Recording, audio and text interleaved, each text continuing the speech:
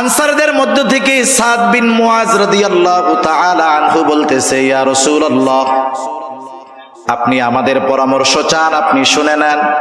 আপনি যদি আমাদের সবাইকে সমুদ্রের তীরে দাঁড় করায়া দেন আর যদি নির্দেশ দেন যে তোমরা সবাই এই সমুদ্রের বুকে ঝাঁপায়া পড়ো, ইয়া রাসূলুল্লাহ, আপনি দেখবেন আপনার আদেশ এই দেওয়ার পরে একটা মানুষকেও আপনি সমুদ্রের তীরে দাঁড়ানো অবস্থায় দেখতে পাবেন না।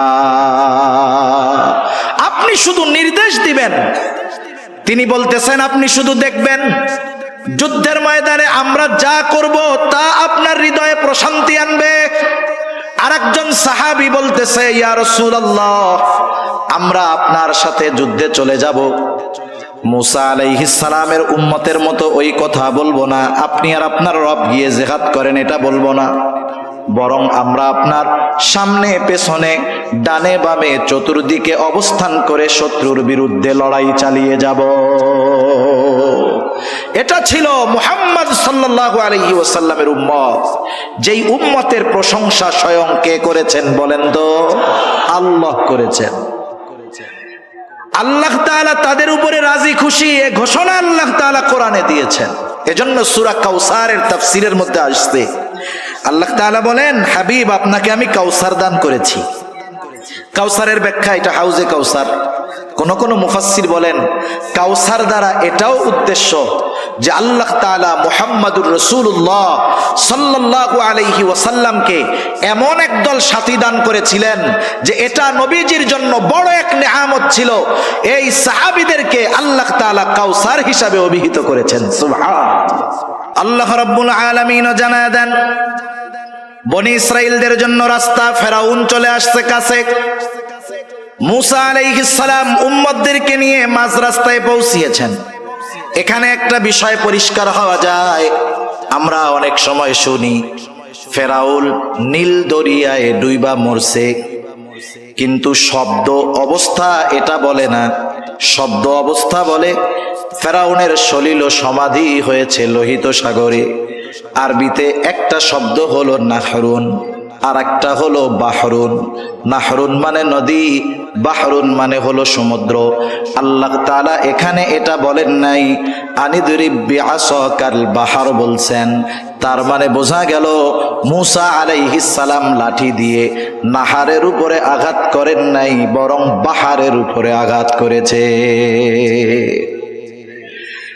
আর সম্প্রতি সময়ে এসে একজন বিজ্ঞানী আছে, ডাক্তার মরিস বুকাইলি। উনি ফ্রান্সের একজন বড় ডাক্তার, আল্লাহর বান্দা, মুসলমান হয়েছে, মারাও গেছে। এই ডাক্তার মরিস বুকাইলি উনি ফেরাউনের এই দেহ নিয়ে গবেষণা করছে। গবেষণা করে উনি এই সিদ্ধান্তে উপনীত হয়েছেন যে ফেরাউনের দেহ অবশেষের সাথে কিছু লবণ পাওয়া গেছে। লবণ, নদীর পানিতে লবণ হয়, সমুদ্রের পানি লবণাক্ত, এজন্য ওটা দিয়ে লবণ হয়। আরো পারিপার্শ্বিক কিছু কারণকে সামনে রেখে কথা বলা যায় যে ফেরাউন পাড়ি দিয়েছে লোহিত সাগরে, ডুবে ফেরাউন মারা গেছে। তা যাই হোক, ফেরাউন এবার সাগরের পাড়ে আসছে। মুসা আলাইহিস সালাম উম্মতদেরকে নিয়ে মাঝ দরিয়ায় গেছে, মাঝ রাস্তায়। ফেরাউন আইসা দেখে যে রাস্তা তো রেডি। ফেরাউন কি আল্লাহ তাআলাকে চিনত কি চিনত না বলেন তো? ভালো মতো চিনত। ফেরাউনও আল্লাহ তাআলার কাছে দোয়া করত যে আল্লাহ, আমি জানি আপনি রব, তবে আমি দুনিয়া চাই, আমারে দুনিয়ায় সব দেন। বুঝেন নাই? বর্তমান দুনিয়ার অনেক ফেরাউন আছে, এরাও কিন্তু বায়তুল্লাহ গিয়ে আমার মনে হয় এইটাই কয় যে আল্লাহ, আমি জানি আমি জালেম, এরপরেও দুনিয়া দেন আমারে। বুঝেন নাই? যারা জুলুম করে এরা আল্লাহ তাআলাকে চিনে। মক্কার কাফেররাও আল্লাহ তাআলাকে চিনত, চেনার পরে বিরোধিতা করত। ফেরাউন বুঝতে পারছে যে এই রাস্তায় আমার জন্য নিরাপদ নয়। কিন্তু মানুষ যখন অবাধ্যতার চূড়ান্ত পর্যায়ে পৌঁছিয়ে যায়, অহংকারের চূড়ান্ত সীমায় পৌঁছিয়ে যায়, নাফরমানির চূড়ান্ত অবস্থায় পৌঁছিয়ে যায়, সে তখন এমন কিছু সিদ্ধান্ত নিয়ে বসে যেটা তার চূড়ান্ত পতনের কারণ হয়ে যায়। ফেরাউনও সীমা লঙ্ঘন করে ফেলছে। আল্লাহ তাআলা সেই কথা বলেন, وجاوزنا ببني إسرائيل البحر فأتبعهم فرعون বিজুনুদিহি বাগয়ান ওয়া আদওয়া।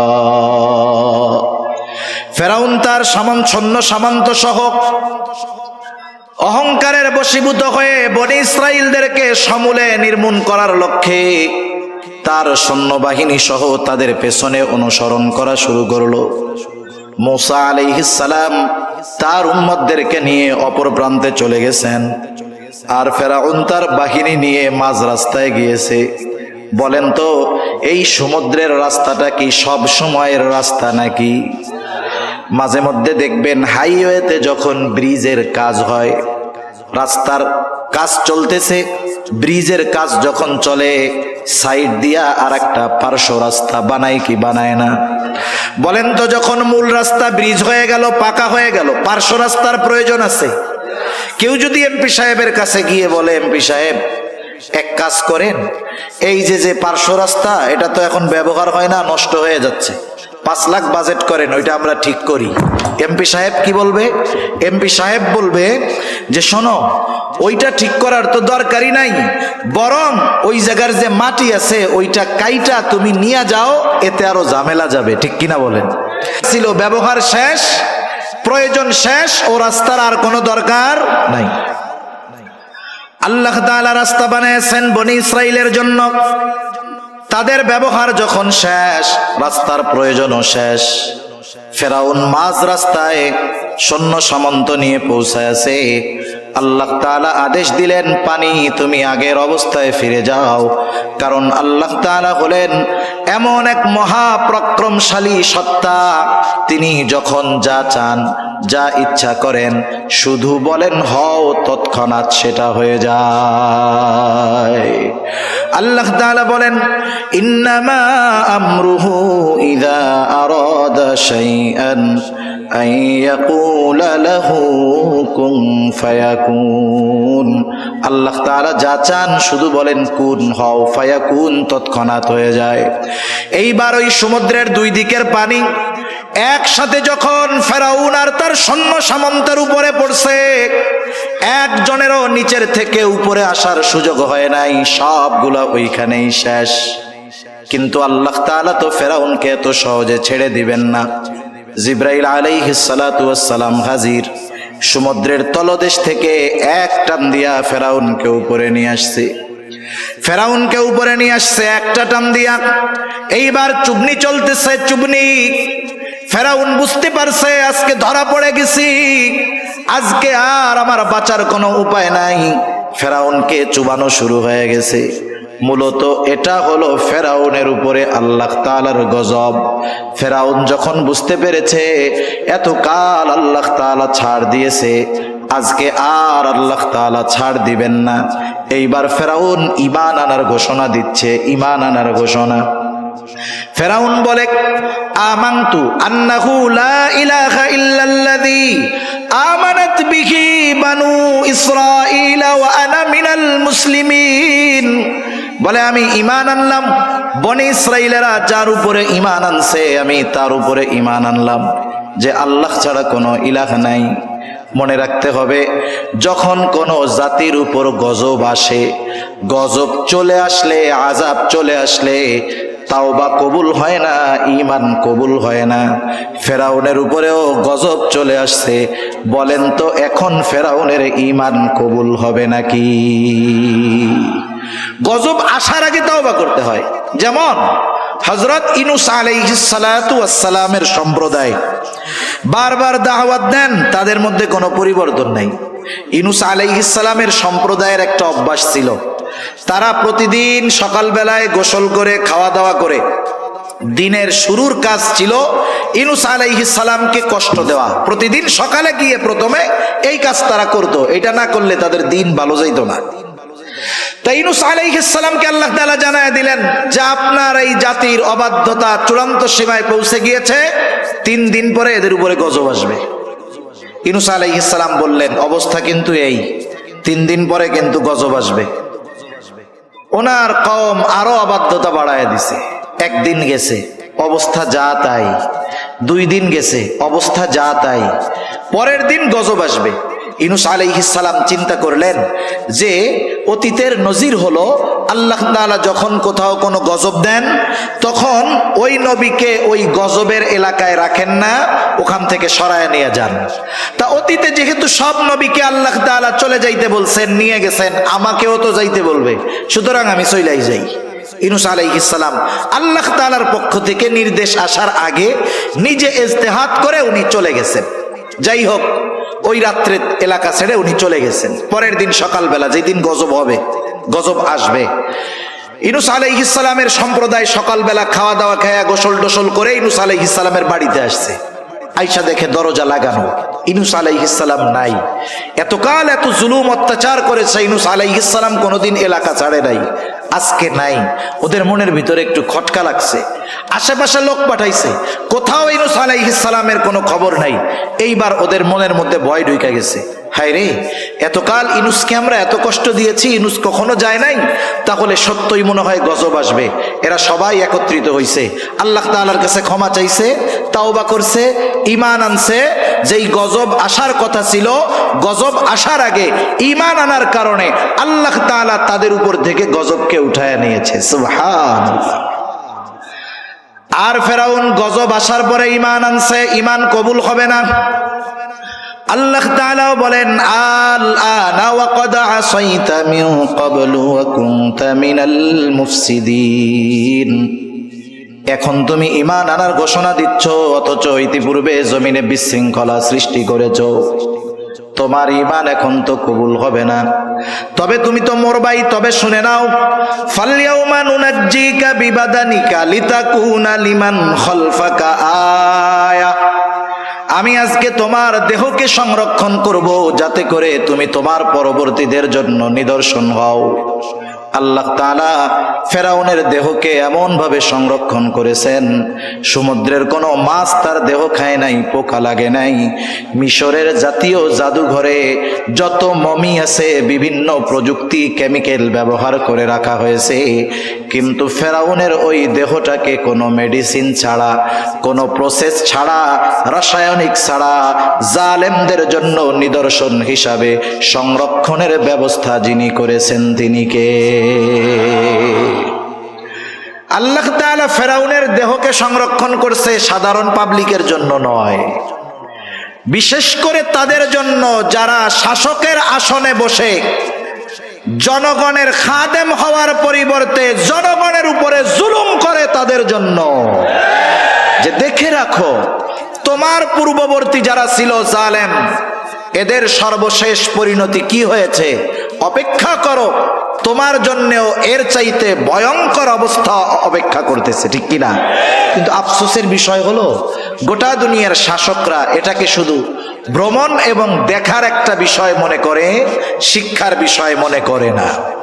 তা যাই হোক, যে কথা বলতেছিলাম, মুসা আলাইহিস সালামের উম্মত নদীর সাগরের ওই পারে উঠা নিজ চোখে ওরা দেখছে যে ফেরাউন কেমনে মরলো। মুসা আলাইহিস সালামের যেই বয়ান, বক্তব্য কিভাবে বাস্তবে পরিণত হলো। একটু আগে যেই শত্রুর হাতে মরার ভয়ে তারা চিন্তিত ছিল, সেই শত্রুকে আল্লাহ তাআলা কেমনে লোহিত সাগরে ডুবায়া মারলেন। বলেন তো, এই দৃশ্য দেখার পরে বনি ইসরাইল জাতির আল্লাহ তাআলার উপরে সর্বোচ্চ কৃতজ্ঞ হওয়ার দরকার ছিল কি ছিল না? কিন্তু আফসোস, এদের মধ্যে কোনো পরিবর্তন নাই।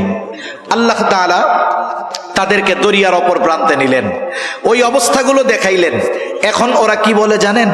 ওরা বলে, মুসা কই আনছো?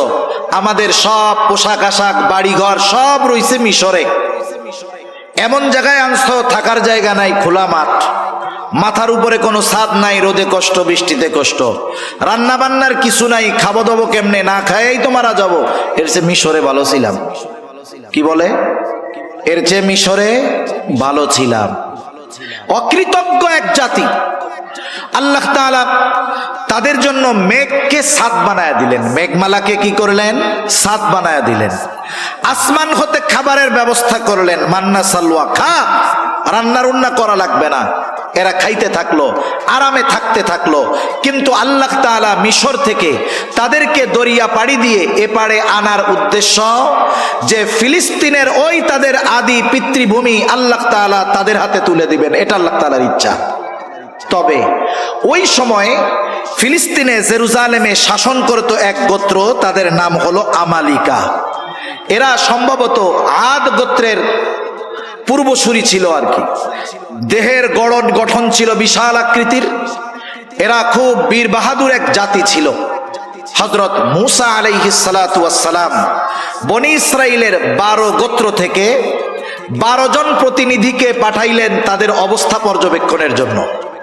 এইবার ওই 12 জন যখন বনি ইসরাইলের ওই এলাকায়, আমালিকা গোত্রের ওই এলাকায় ঢুকছে, আমালিকা গোত্রের একজন লোক ওই 12 জনকে আটকায়া বাদশার কাছে নিয়ে গেছে। একজন 12 জনকে বাইন্দা বাদশার কাছে নিয়ে গেছে। এখন বলছে, তোমাদের আসার উদ্দেশ্য কি? বলছে যে এই ঘটনা। বাদশাহ অন্যান্য সবার লোকজন যারা, তাদের সাথে আলোচনা করে বলছে এদেরকে ছাইড়া দেন। ছেড়ে দিলে ওরা ওদের গোত্রের কাছে গিয়ে যখন আমাদের এই শক্তির কথা বলবে, ওরা স্বপ্নেও জেরুজালেমে আসার কথা চিন্তা করবে না। এ চিন্তা করে বাদশাহ 12 জনকে ছেড়ে দিছে। মূসা আলাইহিস সালামের কাছে এরা গিয়ে বলতেছে, কাহিনী তো এই, এলাকা তো খুব সুন্দর, সুজলা সুফলা, শস্য শ্যামলা, কিন্তু অবস্থা হলো তারা এমন এক জাতি যাদের সাথে যুদ্ধে জয়ী হওয়া আমাদের জন্য সম্ভব না।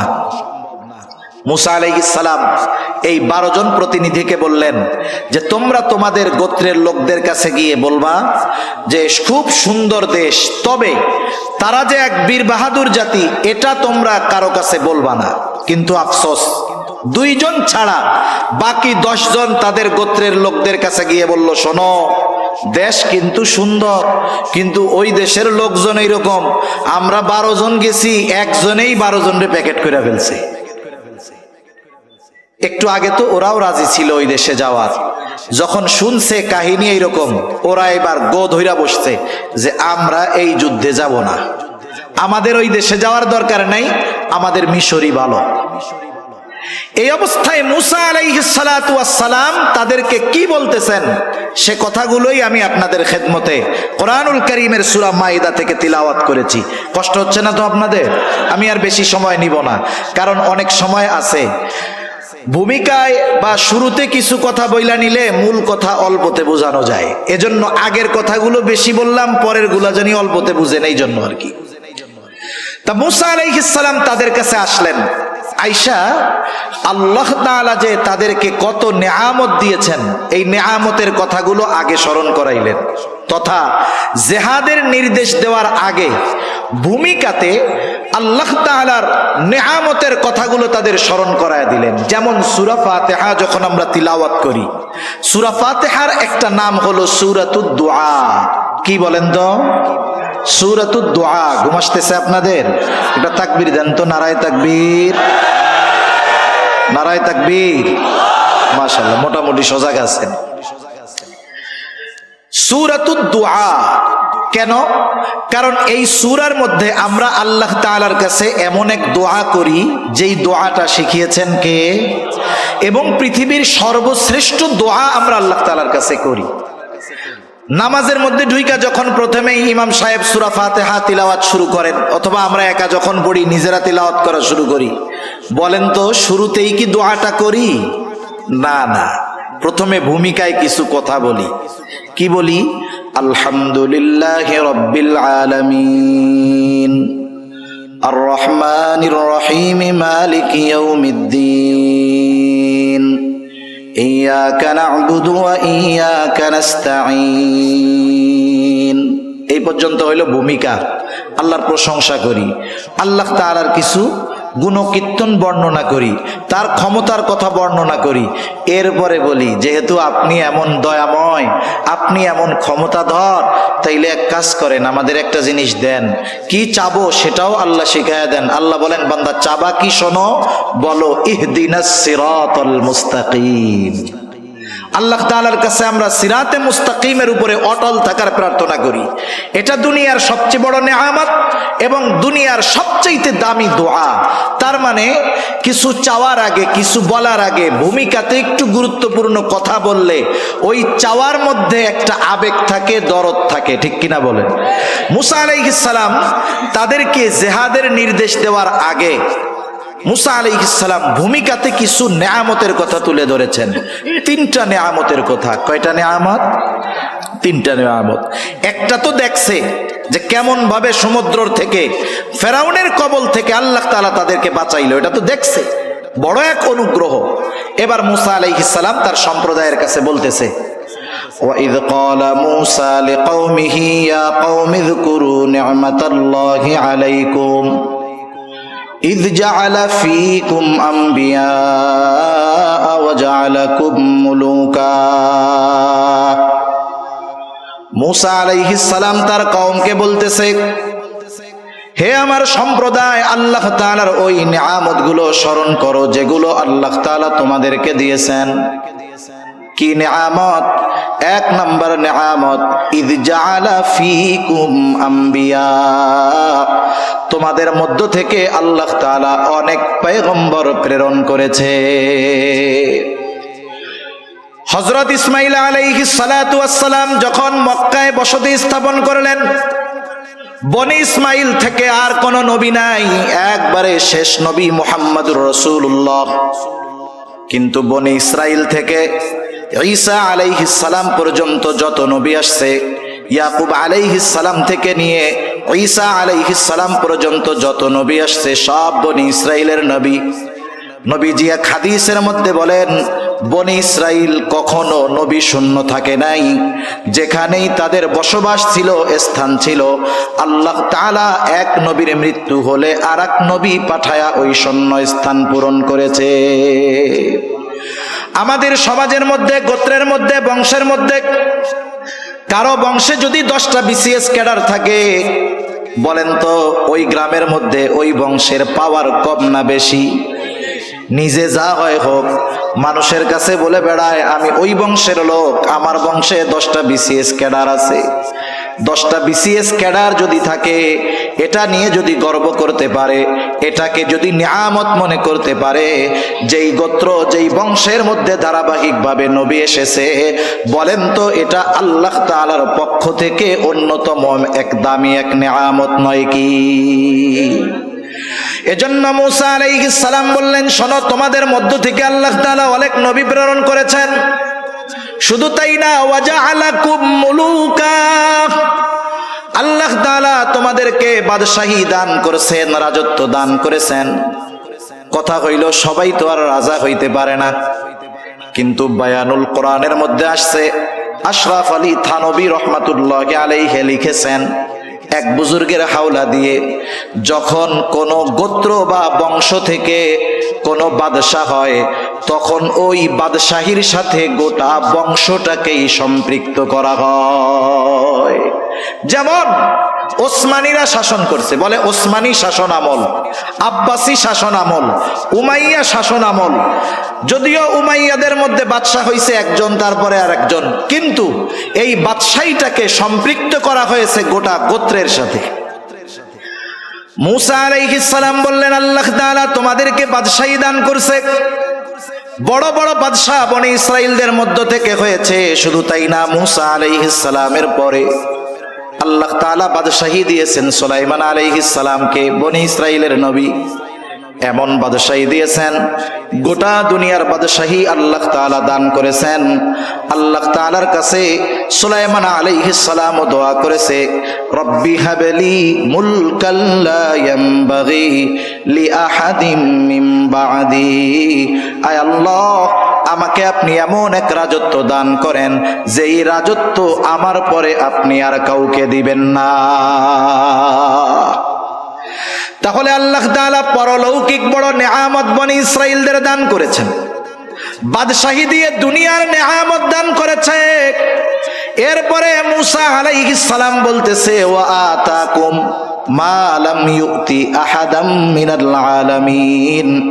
মুসা আলাইহিস সালাম যখন তার কওমকে এই কথা বলতেছে যে তোমাদেরকে এমন কিছু দেওয়া হয়েছে যা বিশ্ববাসীকে আর দেওয়া হয় নাই, ওই পর্যন্ত মুসা আলাইহিস সালাম যখন বলতেছেন ওই সময় পর্যন্ত বনি ইসরাইলকে আল্লাহ তাআলা এত নিয়ামত দিয়েছেন যে ওই রকম নিয়ামত দুনিয়ায় আর কাউকে দেওয়া হয় নাই। অবাক হয়ে যাবেন, পবিত্র কোরআনুল কারীমের সর্ববৃহৎ সূরা সূরা বাকারা, এই সূরা বাকারার মধ্যে আল্লাহ তাআলা বনি ইসরাইলদেরকে প্রদত্ত নিয়ামতগুলোর কথা ধারাবাহিকভাবে বর্ণনা করেছেন। ধারাবাহিক প্রায় 40টার উপরে নিয়ামতের কথা আল্লাহ তাআলা সূরা বাকারার মধ্যে বর্ণনা করেছে।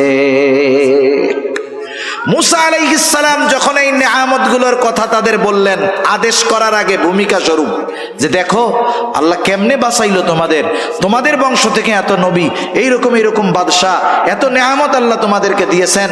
ওই আল্লাহ তোমাদের উপরে জিহাদ ফরজ করছে। উদ্দেশ্য হলো জিহাদ করবা আর ওই জেরুজালেমের পবিত্র ভূমির অধীন তোমাদের অধিকারে আল্লাহ তাআলা দিয়ে দিবে। শুধু যুদ্ধ করবা, শোনো, যুদ্ধে যে জয়ী হবা এটাও জানায় দিছেন কে? চূড়ান্ত হয়ে গেছে। শুধু তোমরা ওই শহরের প্রবেশ দ্বার দিয়ে ঢুকবা, ওরা যত শক্তিশালী হোক ওদের বিরুদ্ধে তোমাদের বিজয় লিখে রাখছেন কে? মুসা আলাইহিস সালাম এবার আদেশ করলেন, ইয়া কওমি দুখুলুল আরদাল মুকদ্দাসাতাল্লাতী কাতাবাল্লাহু লাকুম, হে আমার সম্প্রদায়, এই পবিত্র ভূমিতে তোমরা প্রবেশ করো যেটা আল্লাহ তোমাদের জন্য লিখে রেখেছেন। কিন্তু সাবধান, ওয়ালা তারতাদ্দু আলা আদবারিকুম ফাতানকালিবু খাসিরিন, তবে সাবধান, তোমরা পেছনে ফিরে আসবা না, তাহলে ক্ষতিগ্রস্ত হয়ে যাবা, ঠিকানা হবে জাহান্নাম। ওই যে 10 জন আইসা বইলা দিছে, যদিও দেশ সুন্দর কিন্তু শক্তি এরকম। এইবার বনি ইসরাইলেরা গো বাইদা বসছে, বলতেছে ক্বালু ইয়া মূসা ইন্না ফিহা কওমান জাব্বারিন ওয়া ইন্না লান নাদখুলাহা হাত্তা ইয়াখরুজু মিনহা ফাইন ইয়াখরুজু মিনহা ফাইন্না দাখিলুন। ও মূসা, ওই জাতি খুব শক্তিশালী জাতি, আমরা জানতে পেরেছি। ওরা যতক্ষণ ওইখান থেকে বের না হবে ততক্ষণ আমরা ওই শহরে যাব না, আমরা ওইখানে যাব না যতক্ষণ না তারা বের হয়। মূসা আলাইহিস সালাম তাদেরকে বুঝায় ক্লান্ত হয়ে গেছেন। এইবার 2 জন আল্লাহর বান্দা, ওই 12 জনের মধ্যে 2 জন, একজনের নাম হলো ইউশা ইবনে নুন আর একজনের নাম হলো কালিব। এই 2 জন আল্লাহর বান্দা এবার তারা বনি ইসরাইলদেরকে বোঝানো শুরু করছে। নবী বুঝাইয়া ক্লান্ত হয়ে গেছে, এইবার অন্য 2 নেক বান্দা বুঝাইতেছে। قال رجلان من الذين يخافون أنعم الله عليهم ادخلوا عليهم الباب فإذا دخلتموه فإنكم غالبون। 2 আল্লাহর বান্দা যাদের উপরে আল্লাহ তাআলার অনুগ্রহ ছিল, এই 2 আল্লাহর বান্দা তাদেরকে বলতেছে, তোমরা ওই শহরের প্রবেশদ্বার দিয়ে প্রবেশ করো, তোমরা শুধু দরজা দিয়ে প্রবেশ করবা আর তোমরা জয়ী হয়ে যাবা, তোমাদের কোনো চিন্তা নাই, ভয় নাই, শুধু ওঠো আর দরজা দিয়ে ঢোকো। আল্লাহর উপরে ভরসা রাখো। তোমরা যদি মুমিন হও, আল্লাহ তাআলার উপরে ভরসা রাখা তোমরা রওনা হও। তোমরা শুধু জিহাদের জন্য শহরের দরজা দিয়ে ঢুকবা আর তোমাদেরকে আল্লাহ তাআলা বিজয় দান করবে। এরপরেও তাদের মন নরম হয় নাই। এইবার বনি ইসরাইলেরা আরো কঠোর ভাষায় বিরোধিতা করলো। মূসা আলাইহিস সালামকে এবার তারা বলতেছে, ক্বালু ইয়া মূসা ইন্না লান নাদখুলাহা আবাদাম মা দামু ফিহা ফাযহাব আনতা ওয়া রাব্বুকা ফাকাতিলা ইন্না হাহুনা কাঈদুন। বলতেছে মূসা, ইন্না লান নাদখুলাহা আবাদাম মা দামু ফিহা, ওই জাতি যতক্ষণ ওইখানে আছে আমরা কখনোই ওখানে প্রবেশ করব না, তাদের সাথে যুদ্ধ করব না, ওখানেও আমরা প্রবেশ করব না। মূসা, যুদ্ধ যদি করতে হয় ফাযহাব আনতা ওয়া রাব্বুক, তুমি আর তোমার রব গিয়ে তাদের সাথে যুদ্ধ করো। ইন্না হাহুনা কাঈদুন, আমরা এইখানে বসলাম, আমরা যুদ্ধ করতে পারবো না। কত বড় অবাধ্য জাতি! মান্না সালোয়া খাইয়া গায়ে শক্তি হইছে, যেই আল্লাহ খাওয়াইতেছে ওই আল্লাহ তাআলা আদেশ করছে শুধু ঢুকো, তোমরা জয় হয়ে যাবা। কিন্তু এই অকৃতজ্ঞ, সীমা লঙ্ঘনকারী, অবাধ্য জাতি আল্লাহর আইন তো অমান্য করলো, সাথে সাথে আল্লাহ তাআলার বিধানকে অমান্য করে বলতেছে তুমি আর তোমার রব গিয়ে যুদ্ধ করো, আমরা পারবো না, আমরা এখানে বসে দেখলাম। নাউজুবিল্লাহ বলেন।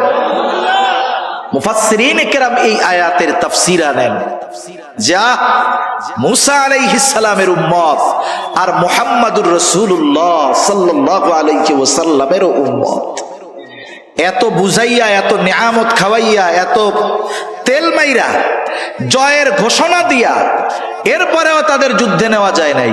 কিন্তু মুহাম্মদ সাল্লাল্লাহু আলাইহি ওয়াসাল্লামের উম্মত কি করছে? বদরের যুদ্ধ হবে। ঘটনা বলবো না, আমি শুধু একটু প্রেক্ষাপট বলতেছি। বদরের যুদ্ধ ইতিহাস যদি ঘাটা হয়, যুদ্ধ হওয়ার কথা ছিল না, কিন্তু আবু জেহেল দেখছে 1000 সশস্ত্র কাফের নিয়ে আসছি সৈন্য, এই চান্সে ইসলাম এবং মুসলমানদের চিরনির্মূল করে দিয়ে যায়।